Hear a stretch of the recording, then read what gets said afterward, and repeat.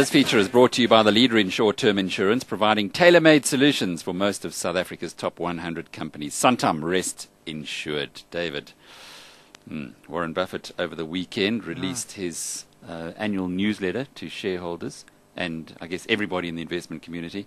He admitted, as he does, he highlights his mistakes and his disappointments, that he'd made a few mistakes, but on the other hand, he didn't give any courage at all to investors. No, he said he made some dumb decisions. I think he was talking about ConocoPhillips.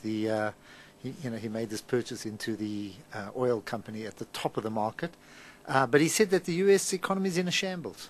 I mean, and that brought down the market today. Where someone like Buffett says that the economy is a shamble, it has an effect. Yet here in South Africa, our share prices were off about 0.5% generally, excepting the financial sector, which took another hiding. Yeah, it's under a lot of pressure. And I think what it's taking David? Its guidance from overseas banks. The U.S. government's come in for third time to bail out Citibank. Also, HSBC having a huge rights issue, so diluting shareholders' wealth all the time. And there was the one company, the one bank that seemed outside of the Chinese that actually seemed to be doing okay. Was in HSBC. fact, initially they were hurt, and then they came out and they seem to be trading well. But it just shows you. JP Morgan's the other one that's in the US. But all of them have lost significant value, and people are nervous of these banks. We had a look. My colleague Barry Sargent has got a list of market caps of banks, and we were having a look this afternoon. And number one is the China Construction Bank at 130 billion US dollars market cap. Number two, just behind it, well, the one's 134, the one's 133, is RCBC, which owns at 30% in Standard Bank. And then you go down to around 80 billion to the next one, which is Bank of China, the three Chinese, and then you get to 60 billion, which is HSBC. And JP Morgan is around there as well. And, of course, Citibank, as you know, down 97%. Yeah, it's down to 9 billion or something. It was $1.9 trillion at one stage, and now it's 9 billion. But why can't the South African banks, because we're not exactly Chinese, but they aren't the Americans, why can't they at least hold their values? I think it's sentiment. I think that they've overdone it. I think that we're marking them down a little too hard. And I'm not going to suggest buying now while the wave is against us, but you've got to keep a watchful eye on some of these values. I saw Investec was down at about 26, 27 Rand today. We're waiting for Old Mutual's results, even though it's not a bank, on Wednesday. And I think people are very nervous waiting to see what comes out and what demands will be put on our banks. Dave, the rumour on Nedbank being sold by Old Mutual is again in the news today. Yeah.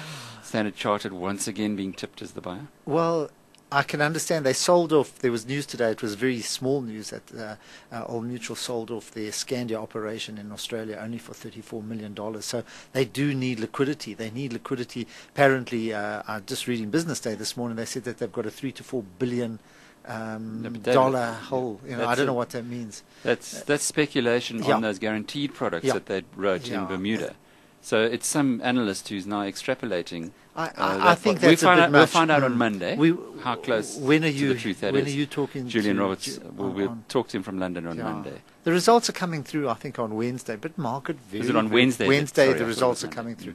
But the market very, very nervous. And against this background, people are scared of Old Mutual. And I don't think anybody's going to come into financials yet, but somewhere along the line there's got to be value. They're still paying dividends, they're still paying healthy dividends at these levels, which, you've got to start looking for yield because interest rates are going to come down somewhere along the line. And you've got to ensure your cash flow, you've got to protect your cash flows. David, there was a $20 drop in the gold price today. We're at $940, in fact $939 as we speak. Anything there that you can comment on? No, it's very volatile. I think it's extremely difficult to understand why the dollar should have dropped like that because there was a rush into US treasuries again. Well, there was a rush. Dropped, you mean? Yeah, there was a rush to refuge of to safety assets. I'm surprised that gold actually came down by that much. I know copper and some of the other base metals took a bit of a knock. Well, platinum was okay. The rand's down 37 cents. So I suppose with the US dollar improving. The rand falls, gold falls, but if you are invested in new gold, you actually won't be too unhappy. No, I still think it's a place to be. In this kind of market, it's one of the areas that you have to protect your wealth. The volatility index at 42%. New gold, incidentally, is an exchange-traded fund that you can buy on the Johannesburg Stock Exchange, and it gives you a rand price of gold, and hence that's a very good harbour in these very uncertain times.